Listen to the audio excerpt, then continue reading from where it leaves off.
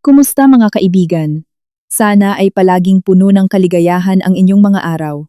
Maligayang pagdating sa channel na Kwento ni Momo, ang lugar kung saan susubukin ang inyong emosyon at itataya ang inyong pasensya. Ngayong araw ay naghanda ako ng isang kwentong siguradong magpapainit ng inyong dugo. Isipin ninyo, isang araw bago ang kasal kung kailan dapat ay perpekto ang lahat, isang ikakasal na babae ang magigising na kalbo. Opo, kalbo. At ang salarin? Walang iba kundi ang kanyang magiging biyenan na buong lupit na tinawag ang ginawang iyon bilang hustisya.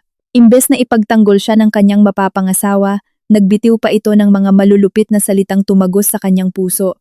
Inakala nilang lahat na iiyak na lamang at magpapaubaya ang babaeng ito. Hindi nila inaasahan ang kanyang gagawin. Naku-curious na ba kayo? Kung gayon, bago tayo tuluyang pumasok sa nakakagigil na kwento ni na Althea, Rafael, at Doña Carmela, ipakita muna ninyo ang inyong suporta. Huwag kalimutang i-like ang videong ito, mag-subscribe sa channel na Kwento ni Momo at i-on ang notification bell upang hindi ninyo palampasin ang bawat kapana-panabik na kabanata. At ang pinakamahalaga, mag-comment na ngayon sa ibaba ng pangalan ng inyong probinsya at isulat ang salitang present. Handa na bang makaramdam ng galit at makasaksi ng isang eleganteng paghihiganti? Magsimula na tayo. Nang gabing iyon, sa isang marangyang mansyon na may disenyong Spanish colonial na pagmamay-ari ng pamilya Valdemor sa Dasmariñas Village, ang halimuyak ng sampagita at ilang-ilang ay tila humahalo sa hindi nakikitang tensyon. Si Althea, ang babaeng ikakasal, ay nakaupo ng mag-isa sa gilid ng isang kamang may sadyang inukit na nara at gintong canopy sa isa sa maluluwang na guest room. Ayon sa lumang tradisyon ng pamilya Valdemor, isang tradisyong noong nakaraang linggo lamang niya nalaman, ang magiging manugang ay kailangang matulog sa bahay ng biyenan sa gabi bago ang kasal. Ang layunin daw nito ay upang makatanggap ng basbas at huling pangaral mula sa magiging biyenang babae. Subalit para kay Althea, ang gabing iyon ay tila isang marangyang pagkakakulong. Mula nang tumuntong siya sa bahay na ito, pakiramdam niya ay isa siyang porselanang manika na inilagay sa maling lugar. Bawat sulok ng bahay ay nagpapamalas ng yaman, ngunit bawat pakikitungo ay nagpapamalas ng kalamigan. Si Althea, na may likas na ganda at mahaba, itim, at makintab na buhok, ay palaging sinasalubong ng malalamig at mapanuyang tingin. Hindi mula sa kung sino-sino lang, kundi mula sa dalawang pinakamaimpluwensyang babae sa bahay na iyon. Si Doña Carmela, ang kanyang magiging biyenan, at si Clarice, ang nakababatang kapatid ng kanyang mapapangasawang si Rafael. Si Doña Carmela ay isang matriarka sa pinakamahigpit na kahulugan ng salita. Ang kanyang balingkinitang pangangatawan at mga mamahaling alahas ay nagpapakita ng kanyang katayuan, habang ang kanyang matatalim na tingin ay nagpapahiwatig ng absolutong awtoridad na hindi maaaring suwayin. Tinitingnan niya si Althea nang may halong pagdududa at banayad na pangungutya. Para kay Doña Carmela, si Althea ay isa lamang magandang dalaga mula sa isang ordinaryong pamilya na sinuwerte at nabingwit si Rafael, ang kanyang panganay na anak na nagsisilbing Chief Executive Officer sa kumpanya ng real estate ng kanilang pamilya, ang Valdemor Prime Estates.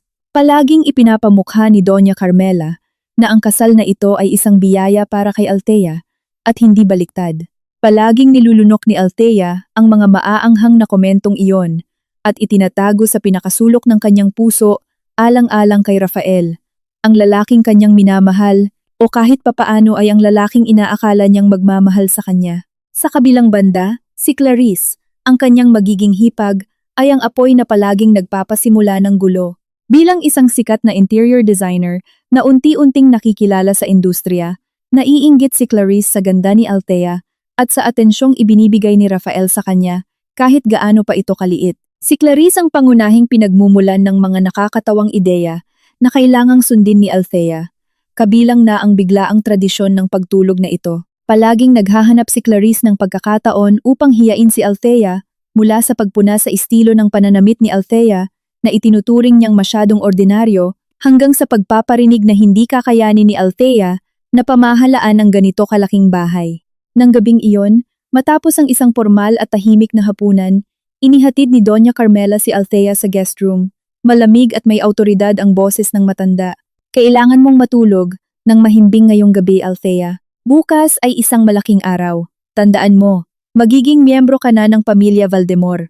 May mga responsibilidad ang mga miyembro ng pamilyang ito. Huwag na huwag mong ipapahiya ang ating apelyido. Ngumiti ng mapakla si Althea. Opo, Doña Carmela. Tatandaan ko po. At isa pa, dagdag ni Doña Carmela habang tinititigan ang mahabang buhok ni Althea. Inaasahan ko na pagkatapos ninyong makasal, malalaman mo ang iyong lugar. Huwag masyadong maging agaw pansin. Ang mga babae sa pamilyang ito ay dapat na elegante, ngunit hindi nagmamayabang. Tumango na lamang si Althea habang nanikip ang kanyang dibdib. Alam niyang ang kanyang mahaba, makapal, at itim na buhok na siyang tanging ipinagmamalaki niya ay ang palaging pinupuntirya ni Doña Carmela. Ito ang kanyang likas na korona, at tila nakikita ito ni Doña Carmela bilang simbolo ng kayabangan o mas malala, bilang isang hindi nararapat na pang-akit para sa isang babaeng may asawa na.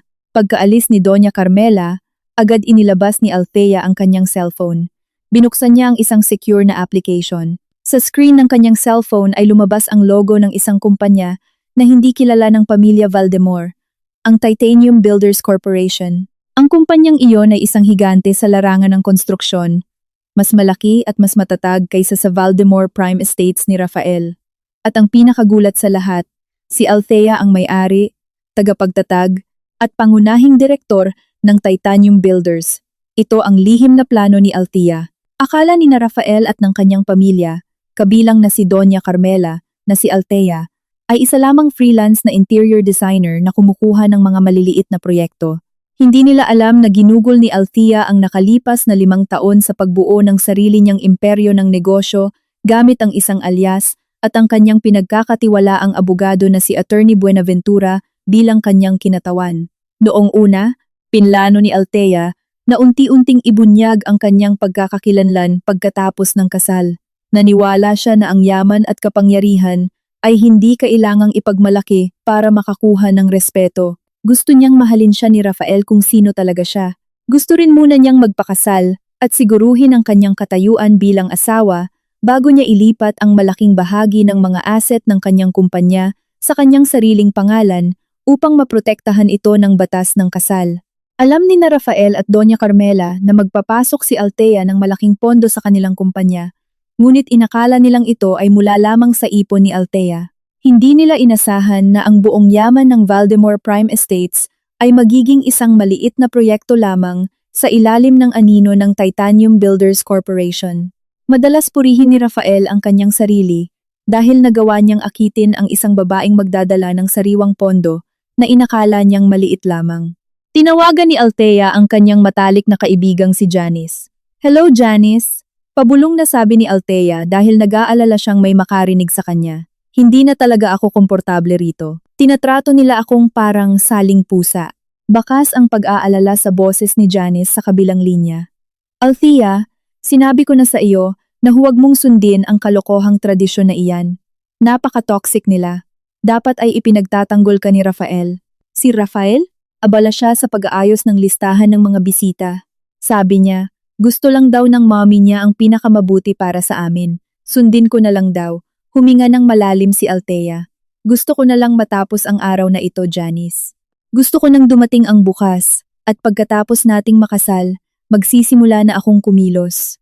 Unti-unti kong ipapakita kung sino talaga ako, pagkatapos maprotektahan ang lahat ng assets. Pero Althea, paano kung hindi sila magbago? Paano kung pagkatapos mong ibunyag ang lahat, ay lalo lang silang maging sakim? O paano kung madismaya si Rafael dahil nagsinungaling ka tungkol sa trabaho mo? Tanong ni Janice. Hindi ako nagsinungaling, Janice. Hindi ko lang sinabi ang buong katotohanan. May pinagkaiba iyon. At oo, natatakot ako, pero nakahanda na ang plan B ko. Seryosong sagot ni Althea. Plan B? Ibig mo bang sabihin ay ang lihim na dokumento na nilagdaan ninyo ni Attorney Buenaventura? Oo, hawak na ni Attorney Buenaventura ang full power of attorney at alam niya kung kailan pipindutin ang execute button. Kailangan ko lang ibigay ang password. Dapat sana ang password na iyon ay para sa panahong kasal na kami, kung sakaling may mangyari. Pero sa totoo lang, Janice, ngayong gabi, napapaisip ako kung dapat ko na ba itong pindutin ngayon, bago ko itali ang buong buhay ko kay Rafael. Natahimik saglit si Janice. Makinig ka, Althea. Matulog ka na. Bukas na ang araw ng kasal.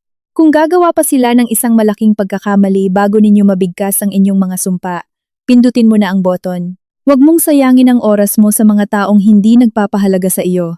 Tandaan mo, ikaw ang Titanium Builders. Ikaw ay may kapangyarihan. Hindi mo sila kailangan. Ngumiti si Althea. Di Arca, palaging nagbibigay sa kanya ng lakas si Janice. Salamat, Janice. Matutulog na ako. Pagkatapos ibaba ang telepono, inilagay ni Althea ang kanyang cellphone sa drawer at tumingin sa labas ng bintana. Kabilugan ng buwan at nililiwanagan nito ang magandang hardin. Naisip niya ang kanyang sarili na nakatayo sa altar bukas, suot ang kanyang pangarap na wedding gown. Ngunit ang imaheng iyon ay mabilis na napalitan ng mapanuyang ngiti ni na Doña Carmela at Clarice. Binuksan ni Althea ang isa pang drawer sa vanity table at inilabas ang isang bote ng vanilla-scented na shampoo mula sa kanyang bag. Ito ang shampoo na espesyal niyang binili para sa gabing ito upang mabango ang kanyang buhok sa araw ng kanyang kasal. Inamoy niya ito saglit at ibinalik sa loob. Nilak niya ang pinto ng kwarto mula sa loob upang makasigurong walang makakapasok. Ayaw niyang maistorbo. Pagkaraan ng ilang minuto, nasa ilalim na ng makapal na kumot si Althea at sinusubukang pakalmahin ang kanyang naguguluhang isip. Ang pagmamahal niya kay Rafael, ang pagkadismaya sa karuwagan nito, at ang takot sa hinaharap ay naghalo-halo. Ipinikit niya ang kanyang mga mata, umaasang mawawala ang lahat ng pag-aalalang ito paggising niya bukas ng umaga bilang isang babaeng handa ng magsimula ng bagong yugto sa buhay. Ngunit ang hindi alam ni Althea, walang silbi ang paglock ng pinto. Ang mansyon ng mga Valdemor ay itinayo na may pinakamataas na pamantayan, kasama na ang mga master key na madaling makapagbukas ng mga pinto mula sa labas. Sa likod ng pinto, aninag ang figura ni Clarice. Nakikinig si Clarice sa usapan sa telepono ni na Althea at Janice. Kahit hindi niya naintindihan ang detalye tungkol sa Titanium Builders o sa Plan B, malinaw niyang narinig na tinawag siyang toxic ni Althea, pati na ang kanyang ina. Umabot sa sukdulan ang galit at inggit ni Clarice. Bumalik siya sa kwarto ni Doña Carmela, nagising pa rin. Mommy, narinig kong kausap ni Althea ang kaibigan niya. Sinabi niyang toxic tayo at mayroon siyang mga kakaibang plano. Wala siyang respeto sa atin. Nilak pa niya ang kwarto niya na parang may nanakawin tayo sa kanya. Ang provokasyon ni Clarice sa kanyang ina, na kanina pa naiinis sa inaakala niyang sobrang kumpiyansa ni Althea, ay nagpasiklab ng matinding galit kay Doña Carmela. Ang lakas ng loob niya. Sino ba sa akala niya siya?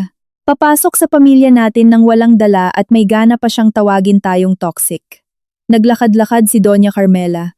Kailangan natin siyang turuan ng leksyon. Isang leksyon na hinding-hindi niya makakalimutan kahit maging asawa na siya ni Rafael.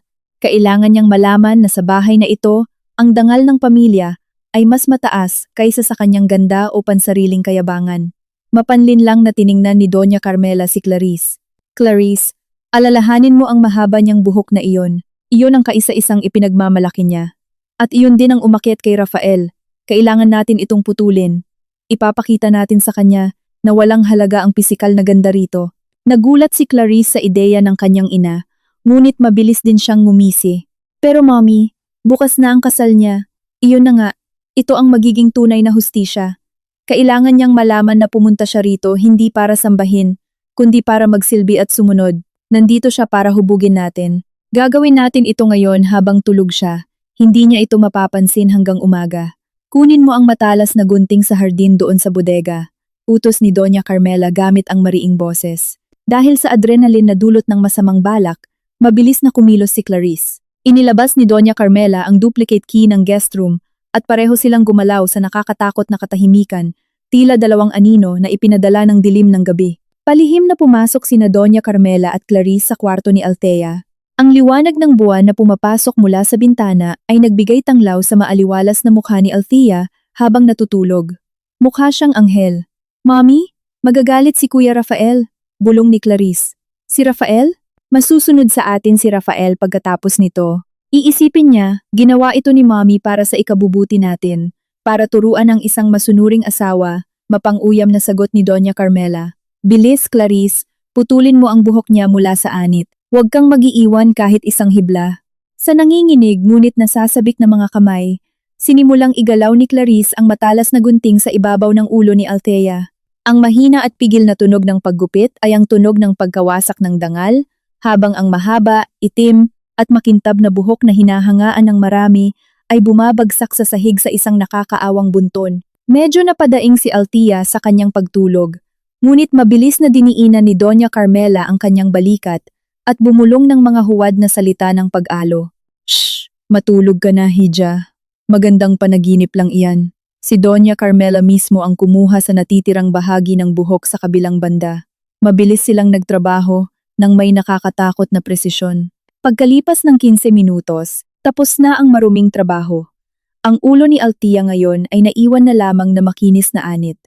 Tiningnan ni Doña Carmela ang nagkalat na buhok sa sahig at ngumiti ng may kasiyahan. Simula pa lang ito, Clarice. Ngayon ay alam na niya kung sino ang nasusunod sa bahay na ito. Pag-aari natin siya at huhubugin natin siya ayon sa gusto natin. Maingat nilang nilinis ang mga hibla ng buhok na nahulog sa kama at siniguradong walang ebidensyang natira sa katawan ni Althea bago sila tuluyang lumabas ng kwarto at iniwan ang nakakaawang bunton ng buhok sa sahig sa mismong tabi ng vanity table. Nang gabing iyon, natulog ng mahimbing si Althea at walang kamalay-malay na sa pagpikit ng kanyang mga mata ay ninakaw na ang kanyang korona. Nakatulog siya na may isipang puno ng magandang hinaharap habang ang mga taong inasahan niyang magiging pamilya ay nagpataw sa kanya ng isang malupit na parusa ng hustisya. Ang katahimikan sa kwartong iyon ay bumigat at naging piping saksi sa krimeng kapapangyari lamang. Natulog si Althea at handang harapin ang araw ng kanyang kasal na naging isang entablado na pala para sa isang dula ng paghihiganti. Pumasok ang malambot na sinag ng araw sa umaga mula sa siwang ng silk curtains sa guest room ng pamilya Valdemor. Ang umagang ito ay dapat sanay maging pinakamasayang araw sa buhay ni Althea, ang araw ng kanyang kasal. Ngunit, nagising siya na may kakaibang pandama. Hindi kaba o saya ang sumalubong sa kanya, kundi isang malamig na pakiramdam na gumagapang sa kanyang anit. Inunat ni Althea ang kanyang kanang kamay at hinaplos ang kanyang ulo habang nakapikit pa rin. Nakaramdam siya ng mali. Ang anit na dapat sanay natatakpan ng makapal at mahabang buhok ay naging madulas at malamig. Nagsimulang kumabog ng malakas ang dibdib ni Althea. Idinilat niya ang kanyang mga mata. Malabo pa ang kanyang paningin, ngunit ang biglaang pag-usbong ng gulat ay nagtulak sa kanyang bumangon mula sa kama. Tumakbo siya papunta sa vanity table kung saan walang awang ipinakita ng malaking salamin ang kanyang refleksyon. Hindi mapigilan ni Althea ang tili na naiwan sa kanyang lalamunan. Sa salamin, hindi iyon ang Althea na kilala niya. Ang mahaba at itim na buhok na ipinagmamalaki niya pa kagabi at lagi niyang inaalagaan ng buong pagmamahal ay naglaho na ng walang bakas. Kalbo na siya, makinis, at ang mga ginupit niyang buhok ay nagkalat sa paligid ng kanyang mga paa. Ang mga hibla ng buhok ay nakahandusay na parang mga guho ng pagkawasak sa ibabaw ng mamahaling Persian carpet. Napatingin siya sa isang pares ng matalas na gunting sa hardin na nakapatong ng kapansin-pansin sa gitna ng bunton ng kanyang buhok, tila nagsisilbing pirma sa malupit na gawaing iyon. Nahigit ni Althea ang kanyang hininga. Hinawakan niya ang kanyang ulo at kinapa ng kanyang mga daliri ang sensitibo at malamig na anit. Hindi ito isang masamang panaginip. Ito ay isang katotohanang mas nakakatakot kaysa sa anumang naisip niya. Ang kahihiyan, galit, at panliliit ay naghalo-halo. Sino? Sino ang may lakas ng loob na gawin ito at bakit? Ang lahat ng senyales ay nakaturo sa isang gabi, isang bahay, at dalawang babae. Habang nakatayo at naninigas pa rin si Althea sa harap ng salamin, biglang bumukas ang pinto ng kwarto nang walang katok. Sa hamba ng pinto ay nakatayo si Doña Carmela na suot ang isang mamahaling Filipiniana na inihanda para sa kasal at may tipid ng ngiting mas malamig pa kaysa sa temperatura ng kwarto. Sa likuran niya ay makikita si Clarice na may ngiti ng tagumpay. Ang kanyang mga labi ay mapanuyang nakangiti habang pinagmamasdan ang nawasak na si Althea. "Oh, gising ka na pala, Althea," bati ni Doña Carmela sa napakakalmadong tono, isang kalmado na nagbabanta. Naglakad siyang papalapit sa marangal at mapanghusgang hakbang, saka hinawakan ang nakalantad na balikat ni Althea. Mabilis na tinabig ni Althea ang kamay ni Doña Carmela. Basa na ng luha ang kanyang mga pisngi, ngunit ang nag-aapoy na galit sa kanyang mga mata ay mas mainit pa kaysa sa kanyang kalungkutan. "Ano? Anong ginawa ninyo?" Nanginginig ang kanyang boses, halos hindi marinig. Bahagyang tumawa si Doña Carmela, isang tawang hungkag at mapanghamak. Itinuro niya ang kalbong ulo ni Althea at ang bunton ng buhok sa sahig. Ito ay hustisya, Hija." Sinambit niya ang salitang hustisya ng may mapanuyang diin, na para bang ito ay isang mahalagang regalo. Hindi makapaniwalang tinitigan ni Althea si Doña Carmela. Hustisya? Anong hustisya ang nagtulak sa inyong putulin ang buhok ko habang natutulog ako, isang araw bago ang kasal ko? Hustisya para sa pamilyang ito. Sagot ni Doña Carmela, na ngayon ay nagliliyab sa awtoridad ang mga mata. Sino ka sa akala mo? Papasok sa bahay na ito, dala ang mahabang buhok na nakakaagaw ng atensyon. Ang buhok na iyan, Hija, ay simbolo ng iyong kayabangan. Inaakit niya ng atensyon ni Rafael. Ginagawa kang mas mataas at mas maganda kaysa sa dapat. Sa bahay na ito, ang manugang ay dapat nakatuon sa paglilingkod at hindi sa pagiging agaw pansin. Kailangan mong maturuan ng leksyon, Althea, at ito ang pinaka-epektibong paraan ng pagtuturo ko. Dagdag pa ni Clarice sa mapang-asar na tono. Tama, Ate Althea. Ngayon, hindi mo na kailangang mag-aksaya ng oras sa pag-aayos ng buhok mo, di ba? Makakatipid ka ng oras para asikasuhin ang bahay. At kay Kuya Rafael, isipin mo na lang na ito ang initiation ritual ng pamilya Valdemor. Gusto lang namin ang pinakamabuti para sa iyo. Mas tumagos sa puso ni Althea ang kanilang mga salita kaysa sa gunting na pumutol sa kanyang buhok. Walang kwenta ang pisikal na sakit kumpara sa kahihiyang sumira sa kanyang dangal. Kung gayon, hindi ito isang aksidente. Hindi rin ito gawa ng isang baliw. Ito ay isang kalkulado, pinagplanuhan, at ipinagmamalaking gawain. Gusto nilang sirain siya, ibaba ang tingin sa kanya, at gawin siyang isang masunuring manika. Huminga ng malalim si Althea, at sinubukang ipunin ang kanyang natitirang lakas. Kailangan niyang manatiling kalmado. Ito ang sandaling tutukoy sa kanyang buhay. Kung sisigaw siya at iiyak, sila ang mananalo. Kaya, sabi ni Althea sa kalmadong boses kahit na medyo paos, ginawa ninyo ito dahil iniisip ninyong masyadong agaw pansin ang buhok ko at kailangan ko ng disiplina. Nakahalukip-kip si Doña Carmela at bakas ang kasiyahan sa mukha. Tumpak, ngayon ay naiintindihan mo na ang posisyon mo. Tandaan mong mabuti, Althea, ang buhok ay maaaring tumubo, ngunit ang dangal ng pamilya Valdemor ay dapat pangalagaan higit sa lahat. Kailangan mong sumunod. Ngayon, linisin mo ang kalat na ito. Tinawagan ko na ang makeup artist para dumating ng maaga. Lalagyan kanila ng makapal na belo para walang makakita sa resulta ng pagtuturong ito. Iniisip niyo bang itutuloy ko pa ang kasal pagkatapos nito? Tanong ni Althea. Nanlilisik ang mga mata habang nakatingin kay Doña Carmela. Mas lumakas ang tawa ng Doña. Siyempre naman, anong gagawin mo? Kakanselahin ang kasal na nagkakahalaga ng milyon-milyong piso. Hindi ka hahayaan ni Rafael. Mapapahiya ang pamilya mo. At pagtatawanan ka ng lahat. Huwag kang maging katawa-tawa, Althea. Gawin mo na lang ang tungkulin mo. Wala kang pagpipilian. Nang sandaling iyon, napagtanto ni Althea na hindi niya talaga mahal si Rafael, kundi ang ilusyon ng isang lalaking inasahan niya na magiging si Rafael. Napagtanto rin niyang nag-aksaya lamang siya ng oras sa paghahanap ng basbas mula sa isang pamilya na nais lamang siyang sirain. Hindi siya itinuturing na manugang ni Doña Carmela, kundi isang alila na kailangang sirain ng diwa. Tumalikod si Althea at kinuha ang kanyang cellphone na nakapatong sa drawer. Magaan ang pakiramdam ng kanyang ulo, ngunit napakabigat ng kanyang isipan na puno ng mga planong kailangang isakatuparan. Pinanood lamang siya ni na Doña Carmela at Clarice. Buong kumpiyansang tatawagan ni Althea ang kanyang kaibigan para umiyak. Pinindot ni Althea ang call button at pagkaraan ng ilang segundo ay narinig ang boses ni Rafael. Hello babe, napatawag ka yata ng maaga? Nagsusukat ako ng necktie ngayon. Kinakabahan ako. Masigla at makasarili ang boses ni Rafael. Lumunok si Althea. Blanko ang boses niya. Rafael, kailangan mong pumunta dito sa guest room ngayon din. Bakit? Hindi pwede. Paparating na ang makeup artist. Kailangan kong maging perpekto sa altar. Walang pakialam na sagot ni Rafael. Pumunta ka ngayon din. Ang malamig na tono ni Althea ay nagpatigil kay Rafael. Dumating si Rafael sa guest room makalipas ang 5 minuto, suot ang isang silk bathrobe. Huminto siya sa may pinto. Alang, alang, alang, alang, alang, alang, alang, alang, alang. Nang makita ang kumpol ng buhok sa sahig, at pagkatapos ay nabaling sa kalbong ulo ni Althea. Ang ekspresyon niya ay hindi pagkagulat kundi pagkakairita. Diyos ko, Althea, ano to? Bakit mo ginawa ito? Bakit mo ginupit ang sarili mong buhok? Alam mo naman di ba na ang buhok mo ang pinakamaganda mong asset? Ang kanyang tono ay mas naninisi kaysa nakikisimpatya. Napatawa ng mapait si Althea. Ginupit ko ang sarili kong buhok. Akala mo ba baliw ako, Rafael? Ang nanay mo at si Clarice ang gumawa niyan. Kagabi habang tulog ako, tanungin mo sila. Tinatawag nila itong hustisya. Itinuro ni Althea si Doña Carmela na ngayon ay walang emosyon ang mukha. Lumingon si Rafael sa kanyang ina. Nagkibit balikat lamang si Doña Carmela. Tinuruan ko lang siya, Rafael. Masyado siyang mayabang dahil sa kanyang ganda. Kailangan niyang malaman ang lugar niya.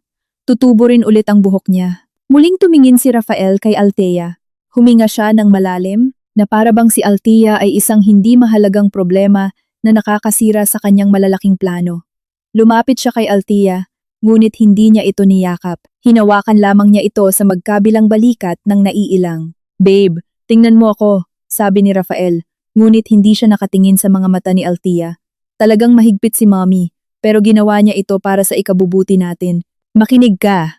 Tutubo ulit ang buhok mo. Huwag kang maarte. Ginalit mo si Mommy at sinira mo ang araw na ito. Gumastos na tayo ng milyon-milyon. Althea, hindi natin pwedeng kanselahin ito dahil lang kalbo ka. Maglagay ka na lang ng magandang belo. Walang makakaalam. Maging professional ka. Bibilhan kita ng pinakamahal na wig sa buong mundo pagkatapos nating makasal. Ngayon, huwag ka nang gumawa ng gulo. Ipapahiya mo ako sa harap ng mga kasosyo ko sa negosyo.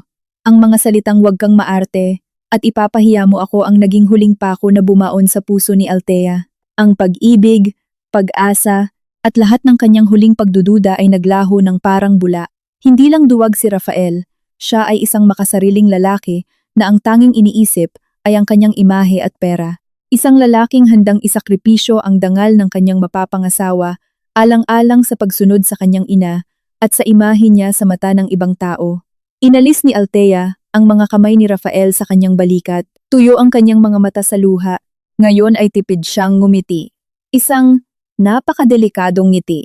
Isang ngiti na hindi nakita ni na Doña Carmela at Rafael bilang kahinaan, kundi isang senyales ng pagpapasakop na maling naintindihan nila. Sige Rafael, sabi ni Althea. Ang boses niya ay kalmado, malamig at nakamamatay. Naiintindihan ko. Hindi ko kakanselahin ang kasal na ito. Magiging profesional ako. Nagkatinginan sina Doña Carmela at Rafael nang may ginhawa. Kumbinsido silang nasira na nila ang determinasyon ni Althea at napilit itong bumalik sa katinoan. Mabuti, sabi ni Doña Carmela, kitang-kita ang tono ng tagumpay. Ngayon, maligo ka na. Clarice, tulungan mo si Althea mag-ayos. Huwag mong hayaang gumawa pa siya ng gulo. Pumasok si Althea sa banyo at narinig ang malakas na tunog ng paglock ng pinto na umalingaw-ngaw sa kwarto. Nang mag-isa na siya, nawala ang kanyang ngiti, tiningnan niya ang kanyang refleksyon sa salamin sa banyo. Ang kanyang kalbong ulo ay tila isang malinis na canvas, isang panibagong simula, nakapagdesisyon na siya. Hindi siya magpapakasal, ngunit hindi siya aalis ng walang dala. Kung gusto nila ng hustisya, makukuha nila ito sa mas malaking sukat kaysa sa naisip nila. Kinuha ni Althea ang kanyang lihim na cellphone mula sa maliit na drawer ng kanyang cosmetic bag. Ang cellphone na walang nakakaalam sa bahay na iyon. Binuksan niya ang unang contact, si Attorney Buenaventura. Pinindot niya ang tawag. Magandang umaga, Attorney Buenaventura, bati ni Althea. Magandang umaga, Senyora Althea, profesional na sagot ni Attorney Buenaventura. Mukhang kalmado kayo. Maayos ba ang lahat dyan? Hindi, Attorney Buenaventura. Hindi naging maayos, sagot ni Althea na walang emosyon ng boses. Katatapos lang nilang isagawa ang sarili nilang bersyon ng hustisya, at kailangan ko namang isagawa ang bersyon ko ng hustisya. Nagkaroon ng maikling katahimikan sa kabilang linya. Si Attorney Buenaventura ay isang batikang abogado na nakakaalam na sa mundo ng negosyo. Ang ganitong katahimikan ay kadalasang nagbabadya ng pinakamalaking bagyo. Ang inyong utos, senyora? Muling tiningnan ni Althea ang refleksyon ng kanyang kalbong ulo sa salamin. Naalala niya ang malulupit na salita ni na Doña Carmela at Rafael. Hindi siya magpapakasal. Wawasakin niya sila ng paunti-unti. Attorney Buenaventura, gusto kong bawiin mo ang lahat ng pondong nakatali sa Valdemore Prime Estates. Bawiin mo ang lahat ng shares sa pangalan ko at i-freeze ang lahat ng accounts na may karapatan akong i-access sa ilalim ng kumpanya ko, ang Titanium Builders. Gusto kong mabangkarote ang kumpanya nila bago mag-alas 12 ng tanghali ngayong araw. Pero senyora, araw ng kasal ninyo ngayon. Walang kasal na magaganap, Attorney Buenaventura. Gawin mo na ngayon. Gusto kong mabigla sila. mahuli, at bumagsak sa lupa mismo, sa araw na pinlano nila bilang araw ng kanilang tagumpay. Gamitin mo lahat ng clauses sa ating secret agreement. Pindutin mo ang execute button. Ako na ang bahala sa natitira dito. Huminga ng malalim si Attorney Buenaventura. Alam na alam niya ang kapangyarihan ni Althea. Masusunod, Senyora Althea. Naiintindihan ko, lahat ng assets na nakatali kina Rafael at Doña Carmela na pinondohan ng Titanium Builders ay babawiin. Ang malalaking proyekto nila ay agad na matitigil dahil babawiin ang pangunahing pondo base sa kasunduan. Paalam, Valdemor Prime Estates. Kokontakin ko kayo kapag natapos na ang execution. Ibinaba ni Althea ang telepono. Tumayo siya roon saglit, pinakikiramdaman ang lamig sa kanyang kalbong ulo. Ngunit ngayon, ang pakiramdam na iyon ay tila nagpapalaya. Akala ni na Doña Carmela at Rafael ay pinaparusahan nila siya, pero sa totoo lang ay binigyan nila siya ng pahintulot na wasakin sila. Binigyan nila siya ng tama at moral na dahilan para gamitin ang kanyang tunay na kapangyarihan. Ang buhok ay maaaring tumubo ulit, bulong ni Althea sa kanyang sarili. Inuulit ang mga salita ni Rafael, pero ang yamang kinuha niyo sa akin ay hindi na kailanman babalik. Nagsimula na siyang maligo, pinunasan ang mga huling patak ng luha at hinugasan ang lahat ng kanyang sakit. Hindi siya magiging isang umiiyak na nobya. Magiging reyna siyang handang bawiin ang kanyang trono. Sa labas ng banyo, naiinip na naghihintay sina Doña Carmela at Clarice. Kumbinsidong umiiyak si Althea. Nakaalis na si Rafael, abala sa pagsusukat ng bago niyang necktie. Wala silang kaide-ideya na sa loob ng banyong iyon, isang wasak at kalbong babae ang nagbabago upang maging isang malupit na negosyante na handang bawiin ang lahat sa kanila at iwanan sila sa labis na kahihiyan. Pagkatapos ng tawag na iyon sa telepono na nagpabago sa lahat, kung saan si Attorney Buenaventura ngayon ay abala na sa pagputol ng pinansyal na ugat ng Valdemor Prime Estates, lumabas si Althea mula sa banyo dala ang kalmadong tingin. Para bang walang nangyari, suot ang inihandang bathrobe at naglalakad ng naka-expose ang kalbong ulo. Hindi na niya tinitingnan ang sarili bilang biktima. Tinitingnan niya ang sarili bilang isang berdugo na nagpapanggap. Sa labas ay may dalawang makeup artist na mukhang nalilito at kinakabahan na dali-daling ipinatawag ni Doña Carmela. Sinubukan ng dalawang babae na itago ang kanilang pagkagulat nang makita ang makinis na ulo ni Althea. Nakatayo si Doña Carmela sa tabi ng salamin, nagbabantay gamit ang matatalim na mata. Ngumiti ng palihim si Clarice habang may hawak na isang makapal at puting belo na yari sa pinakamamahaling material. Tingnan mo Althea, sabi ni Doña Carmela. Ang boses ay bumalik sa karaniwang maautoridad nitong tono. Naghanda kami ng isang espesyal na belo. Tatakpan nito ang maliit mong problema. At huwag kang mag-alala, napaka-profesional ng mga makeup artist na ito. Wala silang sasabihin kahit ano. Alam lang nila na gusto mo ng modest na hitsura. Umupo si Althea sa harap ng salamin at tiningnan ang kanyang refleksyon. Sa kanyang likuran, nakatayo sina Doña Carmela at Clarice, tulad ng dalawang guwardiya sa kulungan na nagbabantay sa kanilang bilanggo. Makeup artist, utos ni Doña Carmela, umpisahan na ang pag-aayos. Wala na tayong oras. Nang magsimulang magtrabaho ang makeup artist ng may halong kaba, sinusubukang ayusan ang mukha ni Althea nang hindi hinahawakan ng kanyang kalbong ulo. Napagtanto ni Althea na ito ang huling pagkakataon niya para makipag-ugnayan bago ang kanyang pagtakas. Tutok na tutok si Doña Carmela sa pampaganda at sa perpektong pagkakabit ng belo kaya nahati ang atensyon nito. Dahan-dahang inunat ni Althea ang kanyang kamay sa ilalim ng vanity table, nagkunwaring kumukuha ng brush, saka palihim na kinuha ang kanyang cellphone mula sa drawer. Kailangan niyang magpadala ng mensahe kay Janice, ang kaibigan niyang tanging nakakaalam sa mga detalye ng plan B niya. Sa ilalim ng mesa, gamit ang maliksing galaw ng mga daliri, nag-type si Althea ng isang maikli ngunit makabuluhang mensahe. I-lock ang lokasyon ng kasal. Ngayon na, huwag malate. Ang mensaheng iyon ay hindi lamang instruksyon kundi isa ring code. Ang lock ay tumutukoy kay Attorney Buenaventura at sa dokumento ng pagbawi ng assets. Ang lokasyon ng kasal ay hudyat na gusto ni Althea na dalhin ni Janice si Attorney Buenaventura nang direkta sa venue, isang hakbang na magpapabago sa kasal at gagawin itong isang pampublikong paglilitis. Tumingin sa ibaba si Doña Carmela habang pumipili ng pinakamalaking pearl earrings para kay Althea. Althea, anong ginagawa mo riyan sa ibaba? Umupo ka ng maayos. Mabilis na itinago ni Althea ang cellphone sa bulsa ng kanyang bathrobe. Pasensya na po, Doña Carmela. Pinulikat po kasi ang binti ko sa sobrang kaba. mabilis na sumingit si Clarice. Kinuha niya ang puting belo at sinimulang itong ipatong sa ulo ni Althea. Kailangang makapal ang belo na ito, Ate Althea. Talagang makapal. Ayaw nating sumingaw ang hangin at mabunyag ang sikreto. Kung gagalaw ka ng kahit kaunti at tumabingi ang belo na ito, siguradong magagalit ng sobra si Kuya Rafael. Diniinan ni Clarice ang salitang magagalit nang may pagbabanta. Ang head makeup artist, isang may edad at bihasang babae, ay sinubukang magkabit ng maliit na korona sa ibabaw ng makapal na bilong iyon. Bigla siyang bumulong kay Althea. Ma'am, patawad po, pero krimen ang ginawa nila. Mananahimik po ako, pero kailangan ninyong gumawa ng paraan. Ngumiti lang si Althea, nang misteryoso.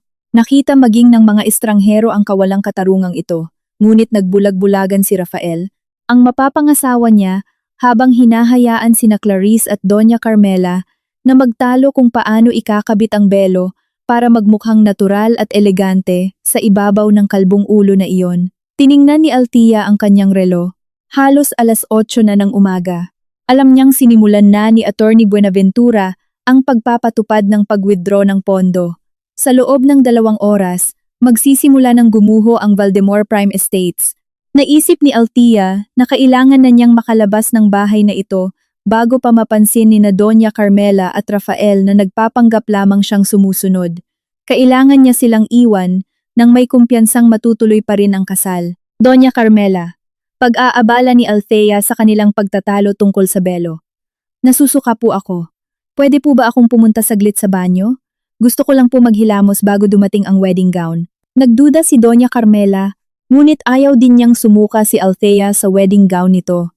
Sige, pero sasamahan ka ni Clarice hanggang sa pinto ng banyo at siguraduhin mong hindi ka magtatagal.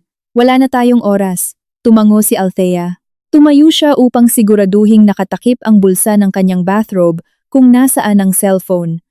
Naglakad siya ng dahan-dahan papunta sa banyong nasa labas ng guest room. Nakasunod sa kanya si Clarice na parang linta. Huwag mo kaming susubukan, Ate Althea. Kung tatakas ka, mas gagawin naming mahirap ang buhay mo kaysa sa maging kalbo. Pagbabanta ni Clarice nang pumasok si Althea sa banyo. Alam ko, Clarice, kalmadong sagot ni Althea mula sa loob. Pero hindi ako tatakas. Gusto ko lang siguraduhing hindi nasisira ang makeup ko. Suminghal lang si Clarice at tumayo para magbantay sa labas ng pinto. Sa loob ng banyo, mabilis na inilabas ni Althea ang kanyang cellphone. Binuksan niya ang isang ride-hailing app gamit ang alias. Nag-book siya ng sasakyan na susundo sa kanya sa side gate ng mansyon dahil baka magtaka ito kung maghihintay sa harap kung saan may malaking handaan. Pinakiusapan ng driver na maghintay eksaktong 8:30 ng umaga. Kumuha si Althea ng tissue paper at ginamit ang pulang lipstick na dala niya sa kanyang bag para magsulat ng maikling mensahe doon. Kailangan niyang iwanan ang mensaheng ito upang hindi agad magsimula ang kanilang panik. At para matiyak na talagang masasaktan si Rafael, idinikit niya ang tissue paper na iyon sa salamin. Pagkatapos ay ibinalik niya ang sikretong cellphone sa bulsa ng kanyang bathrobe at naghilamos muli, tila nililinis ang huling bakas ng kanyang lumang sarili. Binuksan ni Althea ang pinto ng banyo at ngumiti kay Clarice, isang ngiti na nagpatayo sa balahibo nito. Tapos na, Clarice, sabi ni Althea. Bumalik na tayo. Gusto ko nang maisuot ang wedding gown na iyon. Si Clarice na medyo nalito sa pagsunod ni Althea ay inihatid siya pabalik sa kwarto. Hindi nila alam na hindi lang naghilamos si Althea sa banyo, kundi pinirmahan din ang termination letter para sa kanilang lahat. Pagbalik nila sa kwarto, inutusan ni Doña Carmela si Althea na maghanda para isuot ang gown. Humingi si Althea ng oras para magpalit ng damit panloob sa likod ng kurtina. Doon sa likod ng kurtina, ginawa ni Althea ang kanyang huling hakbang. Hinubad niya ang bathrobe, iniwan ang sikretong cellphone, at isinuot ang kaswal na damit na inihanda niya noon pa sa loob ng kanyang maliit na bag. Iniwan din niya ang isang liham na isinulat niya kagabi sa ibabaw ng drawer, sa ilalim ng kanyang vanilla-scented shampoo, para magpasimula ng gulo. Althea! Bilisan mo! Sigaw ni Doña Carmela mula sa labas ng kurtina. Sandali lang po, Doña Carmela, sagot ni Althea.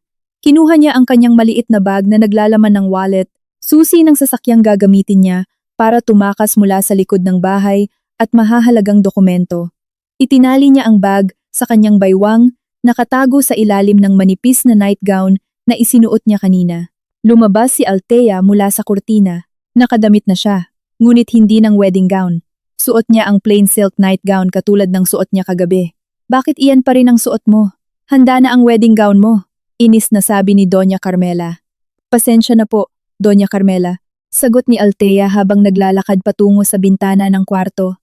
Gusto ko lang po tingnan ang huling tanawin ng hardin na ito bago ako magbihis. Abala sina Doña Carmela at Clarice sa pagbibigay ng instruksyon sa mga makeup artist upang ihanda ang gown. Hindi nila napansin na mabilis na binuksan ni Althea ang lock ng bintana. Sumilip siya sa ibaba patungo sa mayabong na hardin sa likod ng bahay. Iyon ang sikretong lagusan na napag-aralan na niya. Babalik din po ako saglit, Doña Carmela, sabi ni Althea. Ibinaba niya ang kanyang mamahaling tsinelas sa gilid ng bintana para palitawing tumalon siya. Habang abala sina Doña Carmela at Clarice sa wedding gown, huminga si Althea ng malalim sa huling pagkakataon sa kwartong iyon. Eksaktong 8:25 ng umaga, mabilis siyang naglakad palabas mula sa main door ng kwarto at hindi sa bintana gaya ng ipinahiwatig niya. Mabilis siyang bumaba ngunit kalmado sa hagdanan. Nakita niya ang ilang mga katulong na abala sa pag-aayos ng bulwagan. Ma'am, saan po kayo pupunta? Tanong ng isa sa mga katulong. Lalabas lang po ako saglit para lumanghap ng sariwang hangin sa hardin sa harap. Sagot ni Althea nang may nakakapayapang ngiti. Tumango ang katulong. Nakarating si Althea sa side door. Alam niyang naghihintay na ang nabook niyang sasakyan sa gilid ng gate. Binilisan niya ang kanyang hakbang, lumabas mula sa pintong iyon, at tumakbo ng mabilis patungo sa gate. Makalipas ang 5 minuto, eksaktong 8:30 ng umaga, nasa loob na ng ride-hailing car si Althea at nagmamadaling lumayo sa marangyang bahay na iyon. Samantala, sa guest room, nagsimula ng magpanik si Doña Carmela. Nasaan si Althea? 10 minuto na ang lumipas. Clarice, hanapin mo siya. Baka tuluyan na siyang tumakas. Tumakbo si Clarice palabas ng kwarto para hanapin si Althea. Bumalik siya nang walang dala. Wala siya, Mommy. Pero nandito ito. Kinuha ni Clarice ang sulat na iniwan ni Althea sa drawer at ibinigay ito sa kanyang ina. Nagmamadaling pinunit ni Doña Carmela ang sulat. Nakasulat doon gamit ang pulang lipstick. Hindi ako magpapakasal sa lalaking hinahayaan ng nanay niyang hiyain ako. Parating na ang tunay na hustisya. Ang nakakabinging tili ni Doña Carmela ay umalingaw-ngaw sa buong mansyon ng mga Valdemor. Nagsisimula pa lamang ang matinding panik. Nawawala ang nobya. At susunod na ang tunay na hustisyang wawasak sa Valdemor Prime Estates. Ang tili ni Doña Carmela, habang hawak ang sulat ng paghihiwalay na nakasulat sa pulang lipstick, ay umalingaw-ngaw sa mga pasilyo ng mansyon ng mga Valdemor. Ang kaba ay kumalat na parang apoy. Nagmamadaling pumunta sa guest room si Rafael, nakakatapos lang mag-ahit at nagsusukat ng kanyang suit. Anong nangyari, Mommy? Bakit ka sumisigaw? Tanong ni Rafael, bakas ang tensyon sa kanyang mukha. Inihagis ni Doña Carmela ang tissue sa mukha ng anak. Basahin mo! Walang hiyang babae iyon. Tumakas siya. Ipapahiya niya tayo. Sinabi niyang toxic tayo at humihingi siya ng tunay na hustisya. Binasa ni Rafael ang mensahe. Namutla siya agad. Hindi dahil sa wasak na puso, kundi dahil sa takot sa pagkakasira ng imahe niya at pagkalugi sa pananalapi. Hindi pwede. Hindi siya pwedeng tumakas. Kailangang matuloy ang kasal na ito. Paparating na ang lahat ng VVIP guests, Mommy. Bayad na ang lahat. Libo-libong mata ang manonood. Anong sasabihin ng mga kasosyo ko? Umiyak ng hysterical si Clarice. Sinabi ko na sa inyong kakaiba siya. May mga kakaiba siyang plano. Paano na ito, Mommy? Pinutol na natin ang buhok niya. Nagbigay na tayo ng hustisya sa kanya. Bakit lumalaban pa siya? Hindi na pagtanto ni Clarice kung gaano ka-ironic ang kanyang mga sinabi. Tumahimik ka! Sigaw ni Doña Carmela. Puno ng laso ng kanyang boses. Siguradong hindi pa nakakalayo iyon. Rafael, tawagan mo siya. Tawagan mo si Janice, ang walang kwentang kaibigan niya. Clarice, maghanap ka sa paligid ng bahay. Baka nagpapapansin lang siya. Dali-daling sinubukan ni Rafael na tawagan ng cellphone ni Althea, ngunit agad itong napunta sa voicemail. Itinapon na ni Althea ang lumang cellphone niya sa isang pampublikong basurahan malayo sa bahay. Tinawagan niya naman si Janice, ang matalik na kaibigan ni Althea. Janice, nasaan si Althea? Sabihin mo agad sa akin. Napakalaking problema nito, sigaw ni Rafael sa telepono. Sa kabilang linya, napakakalmado ng boses ni Janice. Isang kalmado na lalong nagpaduda kay Rafael. Rafael, wala siya dito kasama ko, pero nagpadala siya ng mensahe para hanapin ang hustisya. Hindi ko alam kung ano ang ibig niyang sabihin, pero ibinilin niya na gumagalaw na ang lock. Papunta na ako sa venue ng kasal ngayon. Mas mabuting pumunta rin kayo, Rafael. Mayroon kayong kailangang harapin. Pinatay ni Janice ang linya nang hindi binibigyan si Rafael ng pagkakataong magtanong. Nanlaking mga matang tinitigan ni Doña Carmela si Rafael. Gumagalaw na ang lock? Ano iyon? Anong ibig sabihin noon? Rafael, narinig mo na bang nagsalita si Althea tungkol sa lock? Umiling si Rafael nang may pagkabigo. Hindi po, Mommy. Hindi kailanman. Isa lang siyang inosenteng babae mula sa ordinaryong pamilya. Wala siyang kahit anong lock. Mayroon lang siyang ipinasok na sariwang pondo sa mga proyekto natin. Pero imposible niyang bawiin iyon, hindi ba? Kailangan ng ilang araw bago i-process iyon. Kinumbinsi ni Rafael ang kanyang sarili na hindi agad-agad mawawala ang pera ni Althea. Ang pondong iyon ang pinakamahalaga ngayon. Nagsimulang magpanik si Doña Carmela habang iniisip ang negosyo. Rafael, kailangan nating pumunta sa venue. Kailangan nating umarte na parang kontrolado ang lahat. Hahanapin natin si Althea doon. Huwag mong hahayaan na malaman ng mga VVIP guests ang balitang ito bago tayo makahanap ng paraan para ayusin ito. Sa kalagitnaan ng gulo, mabilis na sumakay sina Rafael, Doña Carmela at Clarice sa kanilang mamahaling sasakyan, iniwan ang bahay na puno ng mga labi ng hindi nagalaw na wedding gown at ang bunton ng ginupit na buhok ni Althea. Ang prioridad nila ay hindi hanapin si Althea dahil sa pag-ibig, kundi dahil sa takot na masira ang kanilang reputasyon at maubos ang kanilang pera. Habang nagmamaneho ng napakabilis ang pamilya Valdemor, patungo sa Marangyang Hotel, kung nasaan ang reception, sa kabilang bahagi naman ng siyudad ay nagsisimula na ang totoong drama. Si Attorney Buenaventura, ang pinagkakatiwalaang abogado ni Althea, ay nakaupo sa kanyang marangyang opisina. Kakatapos lamang niya sa serye ng maiigting na tawag sa telepono at pagpapadala ng ilang encrypted emails. Sa screen ng kanyang computer, lumabas ang abiso na nagkumpirma na ang proyektong Mahkota Surga, ang pangunahing proyekto ng Valdemor Prime Estates, ay nawalan na ng buong pondo. Ngumiti si Attorney Buenaventura. Alam niya na ang aksyong pagbawi ng ganitong kalaking pondo ay magdudulot ng isang matinding lindol sa industriya ng real estate. Ang Titanium Builders Corporation, ang higanteng kumpanya na pagmamay-ari ni Althea, ay ginamit ang karapatan nitong bawiin ang lahat ng pondong na-invest. Ang pondo na itinago bilang personal na yaman ni Althea para makasal kay Rafael. Ang sikretong kasunduan na nilagdaan ni na Rafael at Doña Carmela nang hindi binabasa ng detalyado dahil sa kanilang kayabangan ay nagpapahintulot sa pag-withdraw ng pondo ng walang abiso kung sakaling may matinding paglabag sa moralidad o labis na pang-aapi sa nagbigay ng pondo. Ang paggupit sa kanyang buhok ay malinaw na isang matinding paglabag. Ito na ang tunay na hustisya, bulong ni Attorney Buenaventura.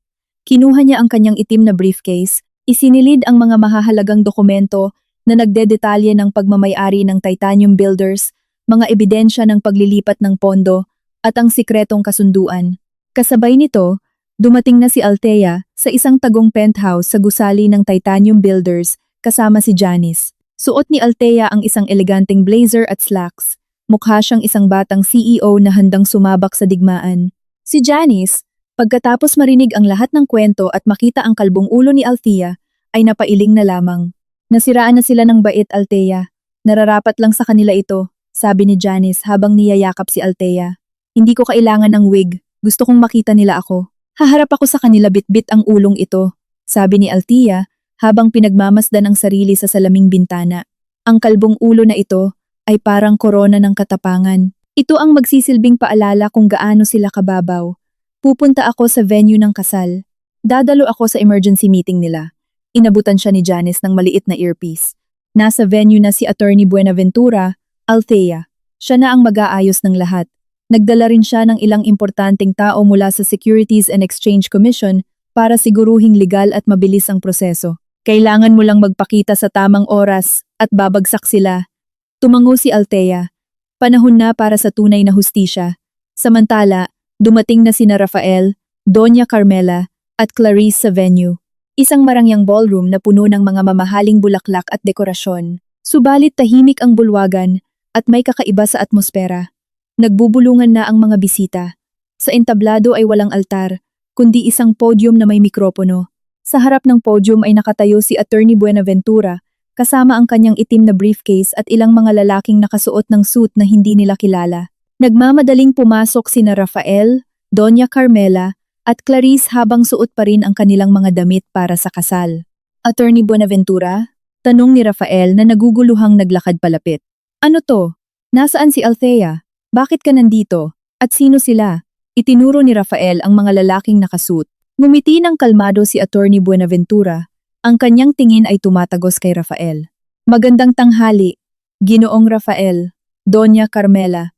Nakakalungkot mang isipin, pero kinansela na po ang inyong kasal. Nag-iba na po ang layunin ng pagtitipon. Hindi na ito isang kasal, kundi isang extraordinary general meeting ng mga shareholders. Tumawa ng kinakabahan si Doña Carmela. Ano bang pinagsasasabi niyo, Attorney Buenaventura? Huwag kayong magbiro ng ganyan. Nasaan si Althea? Isa ba ito sa mga kalokohan niya? Wala po rito si Althea, Doña Carmela, sagot ng abogado. Inaasikaso niya ang tunay na hustisya at nandito ako para isakatuparan ang mga utos niya. Binuksan ni Attorney Buenaventura ang kanyang itim na briefcase. Ang Valdemar Prime Estates, ang kumpanyang pinamumunuan ninyo, ay kasalukuyang nahaharap sa napakalaking problema sa pananalapi. Isang biglaang pag-pull out ng 70% ng inyong pondo ang kapapangyari lamang. Tigil na ang proyektong Mahkota Surga. Nanganganib na hindi mabayaran ang lahat ng inyong proyekto. Nakarating na ang abiso sa mga bangko at investors. Nanghina ang mga tuhod ni Rafael. Imposible. Imposibleng magawa yan ni Althea. Maliit na halaga lang ang inilabas niya mula sa kanyang ipon. Itinuro siya ni Attorney Buenaventura. Nagkakamali kayo, Ginoong Rafael. Ang pondong iyon ay hindi lamang ipon. Ang pondong iyon ay isang investment mula sa Titanium Builders Corporation. At si Senyora Althea, ang babaeng inyong hinamak at pinilit na magpasakop, ang siyang nag-iisang may-ari at CEO ng Titanium Builders. Binalot ng katahimikan ang buong ballroom. Ang mga bulungan ay naging nakabibinging katahimikan. Sina Rafael, Doña Carmela, at Clarice ay nakatingin kay Attorney Buenaventura na may ekspresyon ng matinding takot na pagtanto na hindi lamang nila naiwala ang isang magandang manugang, kundi pati na rin ang buong imperyo ng kanilang negosyo. Sinira lamang nila ang taong patago palang sumusuporta sa kanilang marangyang pamumuhay. Ang katahimikan sa marangyang ballroom na iyon ay tila nakabibingi. Sinasabayan lamang ng mahinang tinig mula kay Doña Carmela na ngayon ay hindi makapagsalita. Ang mukha niyang kaninang umaga ay puno ng mapanghusgang kagalakan, ngayon ay napalitan na ng labis na takot. Nakatayo lang si Rafael at naninigas. Habang pilit nag-iisip ng lusot, nagsimula namang umiyak si Clarice. Namamalayan na hindi lamang ang kanilang reputasyon ang nawasak, kundi pati ang kanilang marangyang pamumuhay. Sinamantala ni Attorney Buenaventura, ang abogado ni Althea, ang pagkakataon sa kalagitnaan ng gulo. Ginoong Rafael, Doña Carmela, inakusahan ninyo ang mapapangasawa ninyo na hindi ninyo ka-level, ibinaba ninyo ang pagtingin sa kanya.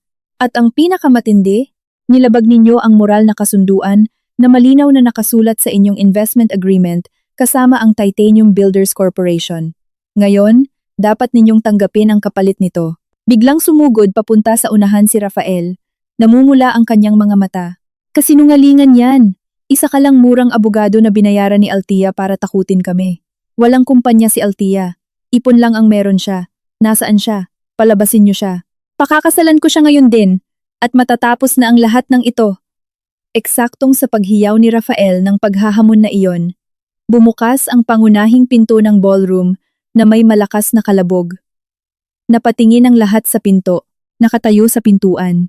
Hindi ang isang ikakasal na babaeng nakasuot ng puting gown at makapal na belo, kundi si Althea. Nakasuot siya ng madilim, elegante, at matalim na blazer set na naglalabas ng aura ng kapangyarihan at katalinuhan. Humakbang siya nang nakataas ang noo. Ang kanyang buhok, ang kanyang ulo, kalbo at makinis, at walang anumang nakatakip. Ipinapakita niya ang hustisya ni Doña Carmela nang puno ng pagmamalaki, na parang ang kalbong ulong iyon ay isang korona na mas mahalaga kaysa sa koronang brilyante. Ang bulungan ng mga bisita na kanina ay mahina lamang, ngayon ay sumabog bilang gulat na ungol. Nakita nila ang kalbong ulo na iyon, ang mamahaling suit, at ang matalim at may autoridad na tingin hindi mga luha. Dahan-dahang naglakad si Althea, determinado ang bawat hakbang, dumaan sa hanay ng mga nagulat na bisita hanggang sa tumayo siya sa tabi ni Attorney Buenaventura. Wala siyang ipinakitang anumang bahid ng kahihiyan. Nandito ako, Rafael, sabi ni Althea. Ang kanyang boses ay naging malinaw at malakas. Wala nang anumang bakas ng kaba o kalungkutan. Tiningnan siya ni Rafael mula ulo hanggang paa. Naghalo-halo sa mukha ni Rafael ang galit, pagsisisi, at takot. Althea, ano bang klaseng suot iyan? Bakit hindi mo suot ang gown mo? Bakit ganyan ang ulo mo? Bakit kalbo ang ulo ko? Malamig na pagputol ni Althea. Tanungin mo ang nanay mo, Rafael. Tinawag niya itong hustisya. Sinabi niya ito ay para malaman ko raw ang aking lugar, para hindi ako masyadong umagaw ng pansin. Si Doña Carmela, na nakakuha muli ng kaunting lakas, ay sumubok na sumigaw. Sinira mo ang lahat! Ipinahiya mo kami! Pagsisisihan mo ito! Inilipat ni Althea ang kanyang paningin mula kay Rafael patungo kay Doña Carmela. Pagsisisi? Pinagsisisihan kong hindi ko ginawa ito ng mas maaga. Pinagsisisihan kong muntik na akong makipag-ugnayan sa isang pamilyang sinusukat ang dignidad ng tao base sa haba ng kanyang buhok at hindi sa kanyang integridad o katalinuhan. Lumingon si Althea sa grupo ng mga bisita at kasosyo sa negosyo. Marami sa kanila ay mga partner ng Valdemar Prime Estates, mga binibini at ginoo, panimula ni Althea. Umalingaw-ngaw ang boses niya sa mikroponong inihanda ni Attorney Buenaventura. Imbitado kayong lahat para ipagdiwang ang isang kasal. Gayunpaman, kinansela na ang kasal. Sa halip, sasaksihan ninyo ang pagbubunyag ng katotohanan. Ang katotohanan ay ang Valdemar Prime Estates ay hindi kailanman pinondohan mula sa ipon ng isang simpleng freelance interior designer. Pinondohan ito ng Titanium Builders Corporation. Tumingin si Althea kina Rafael at Doña Carmela at nagbigay ng isang malupit na mapanuyang ngiti. Palaging minamaliit ni na Rafael at Doña Carmela ang kakayahan ko. Akala nila isa lamang akong maliit na donor na mapalad na nakapasok sa pamilya Valdemar. Hindi nila alam na hindi lang ako isang donor. Ako ang tunay na nagmamay-ari. Humakbang papunta sa unahan si Attorney Buenaventura, binuksan ang itim na briefcase at naglabas ng mga dokumento. Hayaan ninyong itama ko. Si Althea ay hindi lamang CEO ng Titanium Builders Corporation. Siya ang founder, sole owner, at chairwoman of the Board of Commissioners ng Titanium Builders Corporation. Ang Valdemar Prime Estates ay mayroon lamang 30% na pagmamay-ari sa kanilang sarili. Ang natitirang 70% ng shares ay hawak ng holding company sa ilalim ng pangalan ni Senyora Althea na buong pinunduhan ng Titanium Builders Corporation. Kung wala ang pondong ito, ang kumpanya ninyo, Ginoong Rafael, ay isang walang laman na shell company lamang. Napasigaw si Rafael. Imposible! Nagsinungaling ka sa akin! Nagsinungaling ka sa akin sa buong panahon. Tinitigan siya ng blanko ni Althea. Nagsinungaling? Hindi ko lang sinabi ang buong katotohanan. Ikaw, Rafael, ikaw ang nagsinungaling sa sarili mo. Masyado kang mayabang para mapansin na ang babaeng itinuring mong mababa ay mas magiging matagumpay pa kaysa sa iyo. Masyado kang duwag para ipagtanggol ang dangal ko. Nang hiyain ako ng nanay mo. Sinabi mo pa nga na ang buhok ay maaaring tumubo ulit at hindi ako dapat mag-inarte. Nagsimulang pumatak ang mga luha ni Rafael, ngunit iyon ay luha ng galit at panghihinayang sa pera. Kaya kong ayusin to, Althea. Magpakasal na tayo ngayon din. Bibilhan kita ng kumpanya na mas malaki pa sa Titanium. Patawarin mo ako. Pwede tayong pumirma ng panibagong kontrata. Huli na ang lahat, Rafael, sagot ni Althea at umiling. Tinapos ko na ang investment agreement. May clause tayo na pinahihintulutan ng isang panig na mag-pull out kung may mangyaring paglabag sa moralidad o labis na paghihiya sa investor. Ang pagputol sa aking buhok habang ako'y natutulog at ang malulupit mong salita na sumuporta rito ay isang matinding paglabag. At ang hustisya na ibinigay ninyo sa akin ay ibabalik ko ng ilang libong beses. Tumingin si Althea kay Doña Carmela na ngayon ay nakatayo na lamang at tahimik. Namumutla ang kanyang mukha. Doña Carmela, gusto ninyong malaman ko ang aking lugar? Ang aking lugar ay nasa tuktok. Namumuno sa isang kumpanya na mas malaki pa sa inyong inaakala. Gusto ninyong yumuko ako? Hindi ako yuyuko. Humihingi ako ng pananagutan. Nagbigay ng senya si Althea kay Attorney Buenaventura. Agad inihayag ng abogado. Ang Valdemar Prime Estates, na kasalukuyang nasa default status dahil sa biglaang pag-pull out ng pondo, ay agad nakukumpiskahin ng mga creditor. Lahat ng assets na nabili gamit ang pondo ng Titanium Builders ay kukunin pabalik. Kasama na rito ang inyong marangyang bahay, Doña Carmela, ang inyong marangyang sasakyan, at lahat ng karangyaan na inyo nang tinamasa sa matagal na panahon. Si Clarice na kanina ay nagmamakaawa lang, ngayon ay nagsisigaw na, "Hindi! Bahay ko yon! Ako ang nag-ayos noon! Hindi nyo pwedeng kunin yon." Tiningnan lang ni Althea si Clarice. "Inayos mo lang yon, Clarice. Ako ang nagbayad noon at ngayon ako na ang kukuha pabalik." Pagkatapos ay naglabas si Althea ng isang opisyal na sulat mula sa bulsa ng kanyang blazer at ibinigay ito kay Rafael. Ito ay isang kaso para sa annulment, pagpapawalang bisa. Rafael. Kasama na rin ang report sa pulisya para sa sinadyang pananakit. Huwag kang mag-alala. Mas masakit ang pagkalugi sa pera kaysa sa pagkakakulong. Bumagsak si Rafael sa sahig. Hawak-hawak ang sulat. Bumagsak din si Doña Carmela sa tabi niya. Napagtanto nilang hindi lang nila naiwala ang manugang na minamaliit nila, kundi pati na rin ang kanilang buong buhay. Tinalikuran sila ni Althea at iniwan sina Rafael at ang kanyang pamilya sa kabuuang kahihiyan sa harap ng daan-daang bisita na naging saksi. Naglakad siya palabas ng ballroom. Kalbo ang kanyang ulo, ngunit ngayon ay may suot siyang hindi nakikitang korona. Korona ng kalayaan, integridad, at tunay na kapangyarihan. Lumabas sina Rafael, Doña Carmela, at Clarice ng marangyang ballroom sa pinakamasamang kondisyon na kanilang naranasan. Hindi na sila ang sentro ng atensyon na iginagalang. Sila ay naging kahiyahiyang panoorin. Daan-daang pares ng mga mata na nag-aabang sa isang malaking kasal ang ngayoy nakatingin sa kanila ng may awa, pagkutya, at panghuhusga. Nagmadali silang lumabas, iniiwasan ang matalim na tingin ng kanilang mga kasosyo at investor na ngayon ay alam na nakipagtransaksyon sila sa isang walang lamang shell company. Nang makapasok na sila sa sasakyan, walang nagsalita. Ang katahimikan ay higit na masakit kaysa sa anumang sigaw. Si Doña Carmela, na kadalasang namumuno, ay nakatingin na lamang sa labas ng bintana na may blangkong paningin. Mabilis na nagmaneho si Rafael. Ang kanyang emosyon ay nasa hangganan na. "Tapos na tayo," bulong ni Rafael. Paos ang kanyang boses. "Sira na tayo. Si Althea, sinira niya tayo." "Sino siya?" Biglang sigaw ni Doña Carmela. Basag ang boses niya. "Isa lang siyang mahirap na babae na nagkunwari tayong kinaawaan. Saan niya kinuha ang kumpanyang iyon? Bakit hindi natin nalaman?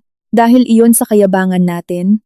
"Mommy!" Sigaw pabalik ni Rafael at ipinalo ang kamay niya sa manibela. "Masyado tayong mayabang para makita na higit pa siya sa isang magandang babae na walang pera.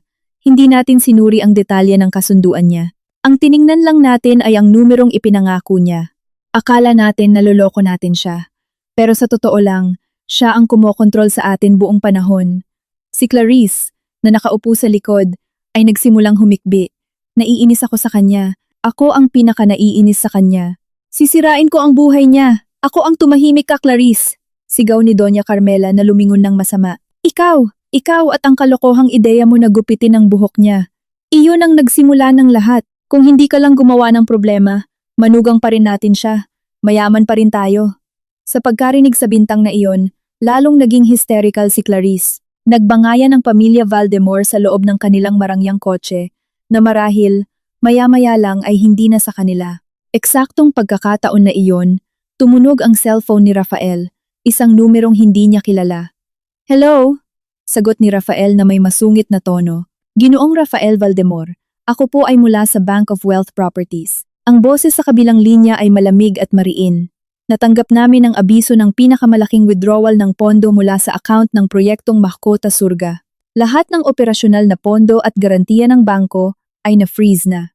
Kailangan naming hilingin na agad ninyong bayaran ang natitirang balanse at bakantehin ang headquarters sa loob ng 24 oras. Ang mga property na ito, kasama na ang inyong tinitirahan, ay nakasangla bilang collateral."